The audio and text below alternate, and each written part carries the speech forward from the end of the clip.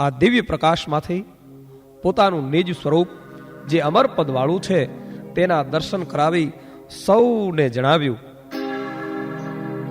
આ મારું દિવ્ય સ્વરૂપ કાયમ રહેશે. તેનું તમે ધ્યાન ધરશો તો હું સદાય તમારી સમીપ છું તેમ જાણશો. આ જ સ્વરૂપ સૌને મુક્તિ પમાડનારું છે, તેમાં શંકા કે સંદેહ નથી. આ જ સાચા સ્વરૂપનો તમે ખ્યાલ કરશો.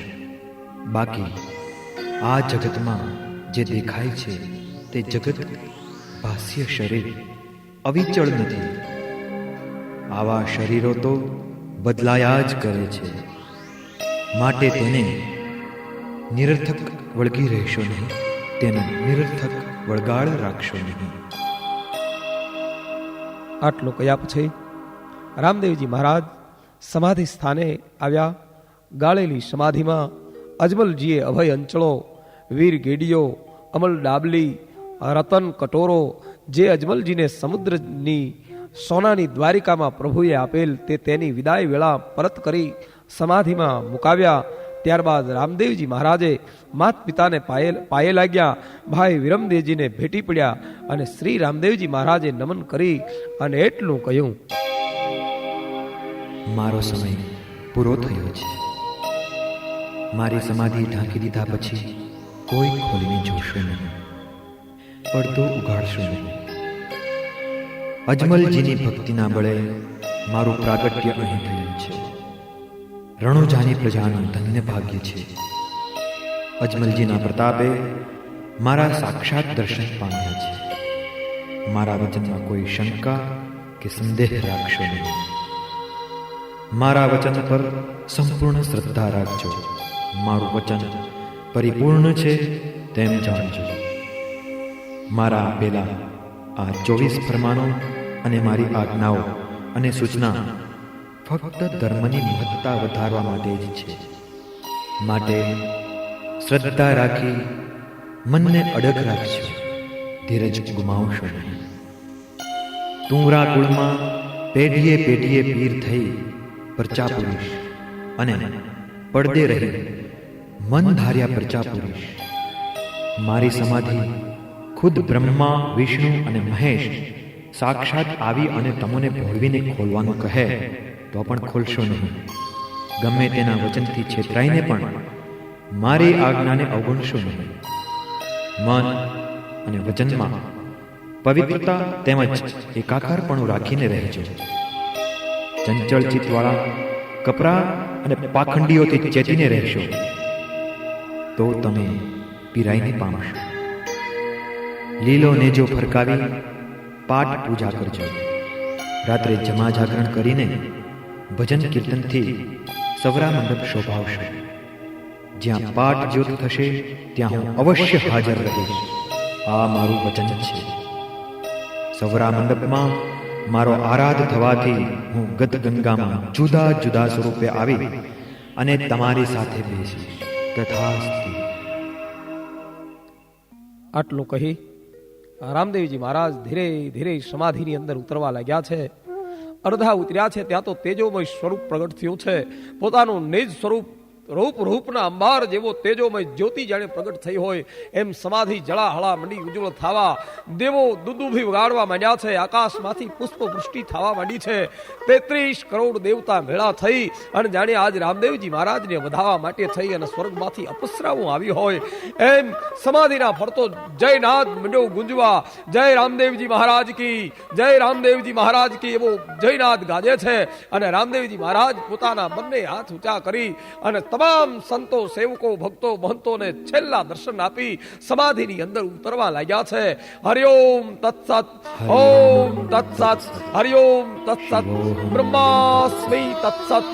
એમ અવાજ થતા થતા ધીમે ધીમે ધીમે સમાધિમાં ઓમકાર મંડ્યો ગુંજવા. અને જ્યારે કોઈ ગેબના અંદર ઊંડે ઊંડેથી ઓમકારનો અવાજ આવતો હોય એમ ધીરે ધીરે ધીરે ધીરે ધીરે ધીરે ઓમકારનો નાદ એમ કહેવાય છે બંધ થયો છે. સમાધિ પુરાણી છે અને સમગ્ર સંતો મંતોએ જયનાદ ગજાવ્યો છે. રામદેવજી મહારાજે એમ કહેવાય છે કે 1515 ભાદરવા સુધી 11 રોજ સમાધિની અંદર પ્રયાણ કર્યું. આજના દિવસે પણ પોકરણની અંદર બાપ સમગ્ર વિશ્વમાંથી લોકો આવે છે. રામદેવજી મહારાજની માનતાઓ માને છે. રામદેવરા તરીકે વિશ્વવિખ્યાત પોકરણ ગઢની અંદર તેથી રામદેવજી મહારાજે રણુજામાં સમગ્ર વિશ્વને પ્રસિદ્ધ કરનારું, સમગ્ર વિશ્વને ઉજ્જવળ કરનારું એવું દૈદિત્યમાન જીવન ત્યાં સમાધિની અંદર વિશામો પામ્યું છે. પણ કહેવાય છે કે સંતો અને ભગવંતો સમાધિ લીધા પછી જ્યાં સુધી બીજી વાર મળે નહીં ત્યાં સુધી એ સમાધિ જીવંત ગણાય નહીં. અહીંયા રામદેવજી મહારાજે સમાધિ લીધી છે. રામદેવજી મહારાજના મોટા માસિયાઈ ભાઈ નામ હરભુજી રામદેવજીના ભક્ત હતા, પણ રામદેવજીને એટલા બધા માનતા નહીં. મનમાં શંકા હતી કે કદાચ પીર હોય પણ ખરા અને ન પણ હોય, એટલે તો ગાડાને બળદ વગર દોડાવેલું ત્યારે માનતા થયેલા આવા હરભુજીને ઘોડલા ચરાવતા બરોબર ઘોડા માથે સવાર થઈ નીકળેલા. અને એમાં રામદેવજી મહારાજનો લીલુડો ઘોડો લીલુડો અસવાર થઈ અને રામદેવજી મહારાજ હરભુજીને મળ્યા છે.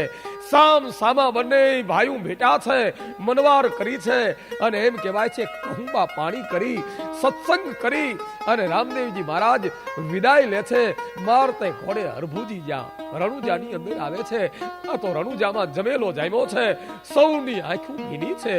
રામદેવજી મહારાજનો જય જયકાર થાય છે, આંખમાં અહુડાની ધારાયું વરસે છે અને સમગ્ર રણુજાની અંદર આમ વિષાદમય વાતાવરણ જોયું એટલે હરભુજીએ પૂછ્યું કે બાપ, આજ કેમ બધાયના આંખની અંદર આહુડા વ્યાપ્યા છે? મારા રામદેવ ક્યાં છે? રામદેવ પીર ક્યાં છે? અને કોઈએ કીધું કે હરભુજી ખબર નથી બાપ, આપણો બાપ તો સમાધિમાં વ્યામો લઈ ચૂક્યો છે. રામદેવજી મહારાજે તો સમાધિ લીધી છે અને જીવતા સમાધિ લેવીને એ તો જગતમાં કોક વિરલ પુરુષ કરી શકે. બાપ, મૃત્યુથી ડરે જગત આખું, પણ સંતો અને ભગવંતો કોઈ દી મૃત્યુથી ડરતા નથી. બાપ, એ તો મૃત્યુની મોજ માણતા હોય, મૃત્યુને સામેથી બોલાવતા હોય. આજે પણ અનેક ગામડાઓની અંદર જીવતા સમાધિ સંતોએ લીધાના દાખલા છે. પોતાના હાથે સમાધિ ગાળે, પોતાના હાથે બેહી જાય, માટી પોતાના હાથે વાળે, કુંડું પોતાના હાથે મૂકે અને ગાયત્રી મંત્રોના ઉચ્ચાર પણ પોતાની જાતે કરે. એવી જીવતા સમાધિ રામદેવજી મહારાજે લીધી. અરે ગાંડો થઈ ગયો છો ભાઈ?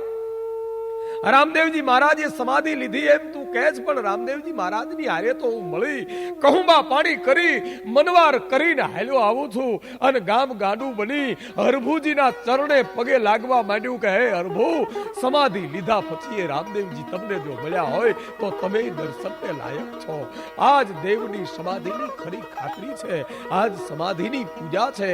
અને મિત્રો, રામદેવજી મહારાજે તો અનેક પરચા પૂર્યા છે, અનેકના દુઃખ નિવાર્યા છે, રોગિયાના રોગ મટાડ્યા છે, કોઢિયાના કોઢ મટાડ્યા છે, વાંજિયાના ઘરને પારણા બંધાવ્યા છે. એવો રામદેવજી મહારાજ હિન્દવો પીર, હિન્દવો શાલિગ્રામ સમગ્ર હિન્દુસ્તાનની અંદર રામદેવ પીર તરીકે પ્રસિદ્ધ છે.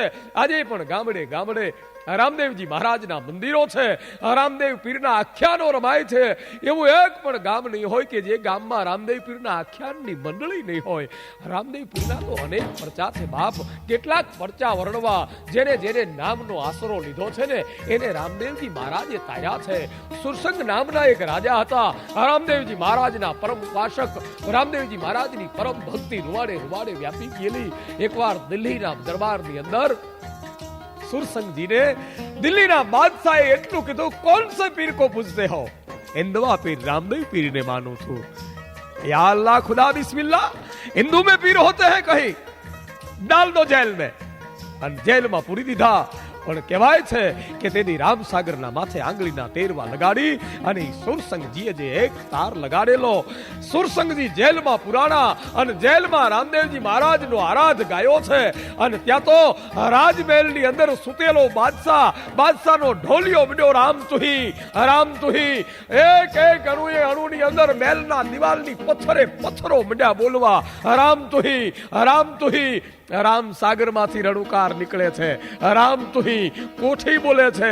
રામ તુહી રાજાએ પહેરેલા પોશાકના અણુએ અણુ બોલે છે. રામ તુહી અને બાદશાહ ગભરાણો, ગભરાટનો મારો બેઠો થઈ સુરસંગજીને જેલમાંથી છોડાવી વંદન કરી પગે લાગી હિન્દવા પીરનો જય જયકાર ગજાવ્યો છે. આવા તો રામદેવજી મહારાજના અનેક પરચા છે બાપ. એક ડોશીનો દીકરો મરી ગયેલો, દીકરી એકનો એક દીકરો, દીકરીને સાસરવાસ પરણાવેલી અને કહેવાય છે કે દીકરો કમાવા ગયેલો પરદેશ, 7,000 રૂપિયા કમાઈ અને દીકરો પાછો વળેલો. બેનને ત્યાં એક રાતવાસો રોકાવા માટે થઈ અને રોકાણો. અડધી રાતે આવેલો વીર 7,000 રૂપિયા. ઈ જમાનામાં તો 7,000 એટલે આ જમાનાના તો 7 લાખ ગણાય. તેથી ગરીબ પરિસ્થિતિ બનીવીને વિચાર આવ્યો, જમાઈને એવો વિચાર આવ્યો કે 7,000 રૂપિયા છે, કોઈએ આ મારા સાળાને જોયો નથી. અને બે બેન બનેવી ભેળા થઈ ડોશીના એક ને એક દીકરાને 7,000 રૂપિયા માટે થઈ અને બાપ બુડી નાખ્યો. પોતાના ઘરના એક ખૂણામાં કોઠીની નીચે ખાડો કરી અને દાટી દીધો. પણ રામદેવજી મહારાજની અનન્ય ભક્ત માં રામદેવજી મહારાજે ન્યા સપનું આપ્યું કે તારા દીકરાને કાંઈક તકલીફ છે.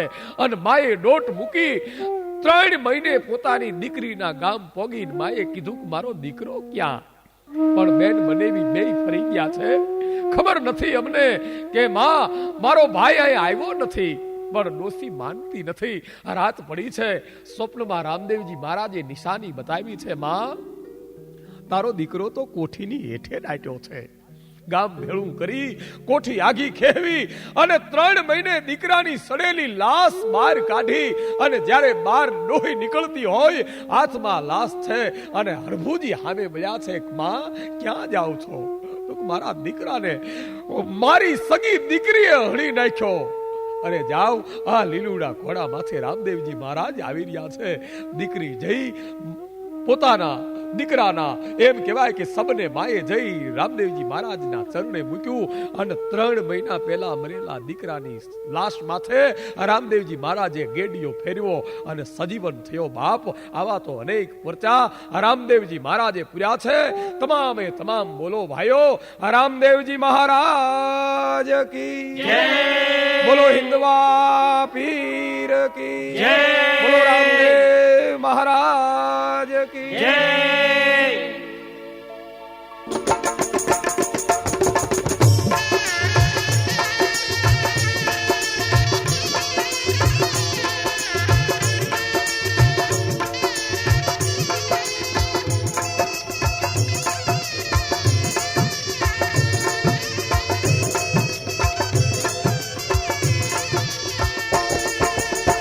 મારે ઘેર જમવા પધારો રમા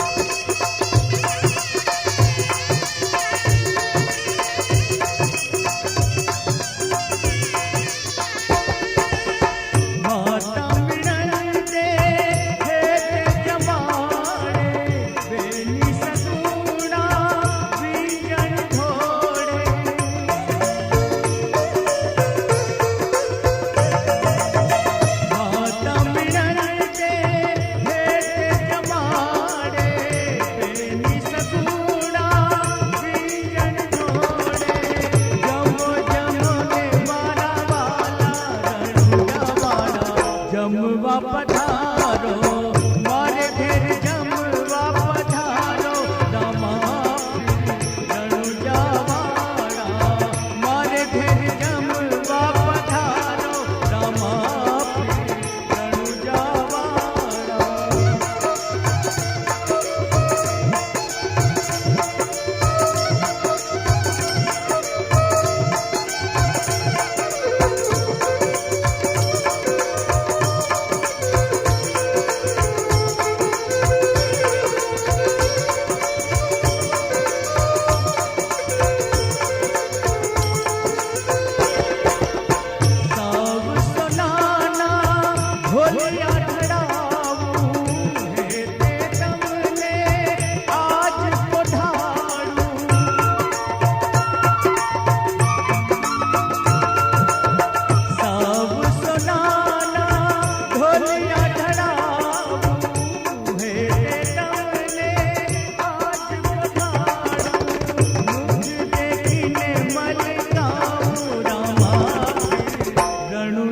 રણુજાવાળા મારે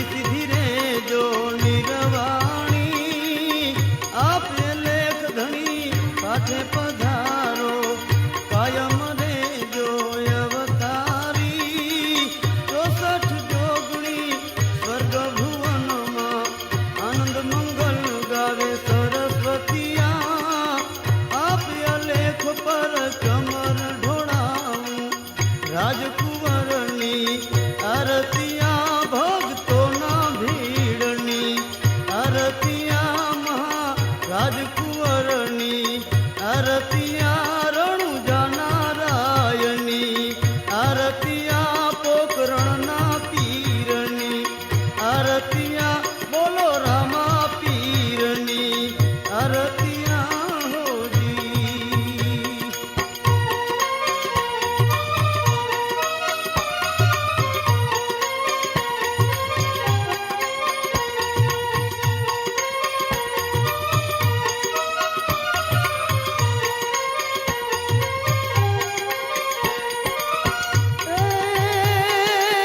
પ્રથમ યુગમાં પ્રહલાદ સીધ્યા 5 કરોડ લઈઓ ધરિયા લઈ હોડીમાં હાડજ હોમ્યા અગન ઝાડથી પરહરિયા એ જાપ્ય લેખ પર ચમર ઢોળાવું રાજકુંવરની આરતિયા સતી ઉમા શ્યામની આરતિયા બોલો રામા પીરની આરતિયા હોજી.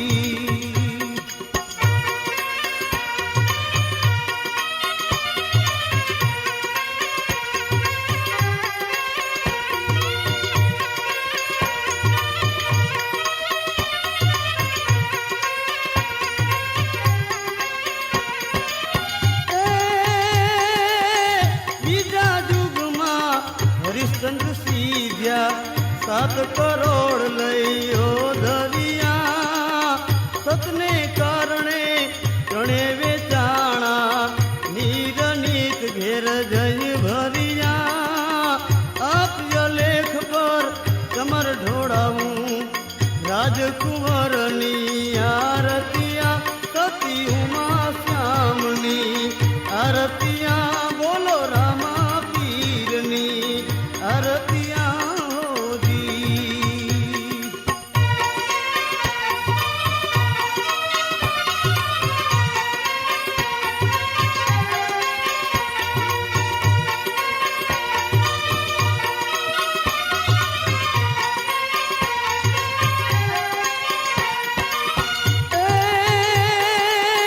દ્વાપર યુગમાં ધર્મરાજા સીધ્યા 9 કરોડ લઈ અવતર્યા સતી દ્રૌપદીના શિરજ પૂર્યા આરાધે આંબો ફળ્યો આપ્ય લેખ પર કમર ઢોળાવું રાજકુંવરની આરતિયા સતી ઉમા શ્યામની આરતિયા બોલો રામા પીરની આરતિયા હોજી.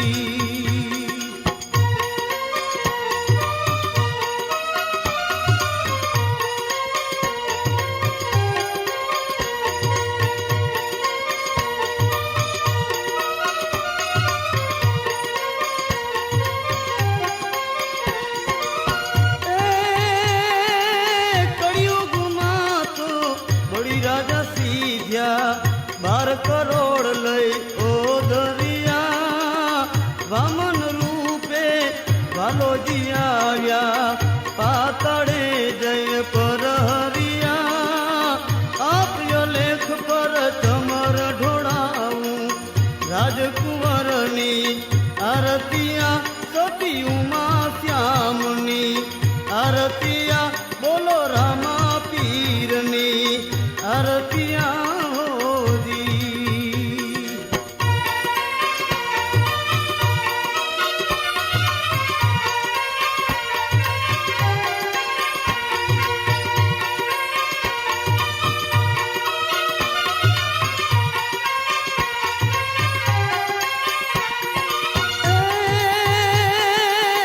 ગોપીચંદ ભરતરી સીધ્યા રાજપાટ લઈ પરહરિયા આસનવાડી બેઠા દિગંબર ઘેર ઘેર ભિક્ષા લય ભરિયા આપ્ય લેખ પર ચમર ઢોળાવું રાજકુંવરની આરતિયા સતી ઉમા શ્યામની આરતિયા બોલો રામા પીરની આરતિયા હોજી.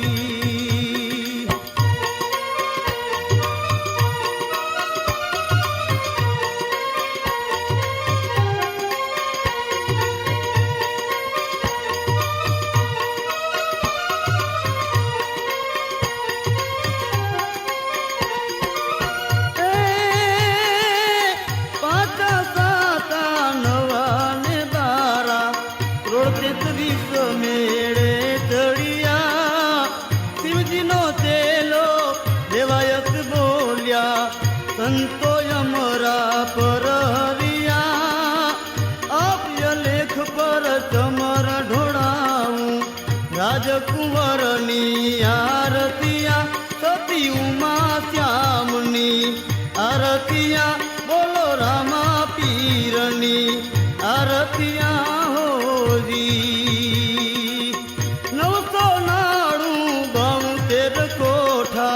રીધિ સીધી રે જો નિરવાણી આપ્ય લેખ ધણી આઠે પધારો કાયમ રે જો અવતારી 64 જોગણી સ્વર્ગ ભુવનમાં આનંદ મંગલ ગાવે સરસ્વતી.